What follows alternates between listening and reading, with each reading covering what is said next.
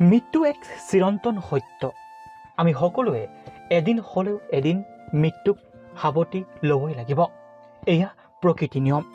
কিন্তু এনেদৰে হঠাৎ কাৰোবাৰ মৃত্যু হ'লে আকস্মিকভাৱে কোনেও হয়তো সহজে মানি ল'ব নোৱাৰে। পুৱাই এটা অত্যন্ত দুখজনক খবৰ আহি পৰিছে। নলবাৰী জিলাৰ হাৰিভাঙাৰ ভাস্কৰজ্যোতি বিহু হুঁচৰি দলটি লৈ যোৱাৰ গাড়ীখন যোৱা নিশাৰ তামোলপুৰৰ নোৰাঘাটত এক ভয়ংকৰ দুৰ্ঘটনাত পতিত হয়। এই ভয়ংকৰ পথ দুৰ্ঘটনাটিত থিতাতেই নিহত হৈ দলটিৰ মূল বিহুৱতী গায়িকৰ তথা অসমৰ নাগাৰা নামৰ জনপ্ৰিয় পাঠিকাৰ নিশামণি হালৈ। প্ৰয়াতৰ নিশামণি হালৈ আত্মাৰ সদ্গতি কামনা কৰিলোঁ। সঁচাকৈ এক হৃদয় বিদাৰক অতি দুখজনক কথা। উল্লেখ্য যে দুৰ্ঘটনাত গুৰুতৰভাৱে আহত হৈ থকাৰ দলটি কেইবাজনো সদস্যৰ বৰ্তমান চিকিৎসাধীন অৱস্থাত আছে। নিশামণি হালৈ এগৰাকী খুব সুন্দৰ গায়িকাৰ বিহুৱতী, লগতে এগৰাকী সুন্দৰ জনপ্ৰিয় নাম থকাৰ পাঠিকা আছিল নাগাৰা নামৰ। কিন্তু ইমান কম বয়সতে আমাৰ সকলোকে এৰি থৈ যাব বুলি হয়তো কোনেও সপোনতো কল্পনাই কৰি পৰা নাছিল। এই ভয়ংকৰ দুৰ্ঘটনাত মৃত্যু হোৱাৰ নিশামণি হালৈৰ বয়স আছিল মাত্ৰ 25 বছৰ।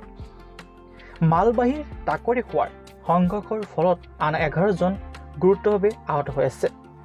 উল্লেখযোগ্য যে 5জনৰ অৱস্থা সংকটজনক আৰু এওঁলোক গুৱাহাটী মেডিকেল কলেজত চিকিৎসাধীন হৈ আছে। অনুষ্ঠান পৰিৱেশন কৰি ঘৰমৰ হৈছিল বিহু দলটি। কিন্তু কোনে জানে কাল অমানিশাই যে এনেদৰে এগৰাকী প্ৰতিভাসম্পন্ন অতি কম বয়সীয়া যুৱতীক আমাৰ মাজৰ পৰা চিৰদিনৰ বাবে লৈ যাব। এই ভিডিঅ'টো যিমান পাৰি সিমান সকলোলৈকে শ্বেয়াৰ কৰি দিয়ক, যাতে সকলোৱে এইগৰাকী নিশামণি হালৈৰ আত্মাৰ সদ্গতিৰ কাৰণে ভগৱানৰ ওচৰত প্ৰাৰ্থনা কৰিব পাৰে। সঁচাকৈ মৃত্যু এক চিৰন্তন সত্য। আজি জীয়াই আছোঁ, কাইলৈ বা কিছু সময় পিছত কি ঘটনাৰ সংঘটিত হ'ব পাৰে কোনে হয়তো নাজানে। সঁচাকৈ অতি দুখ লগা হৃদয় বিদাৰক।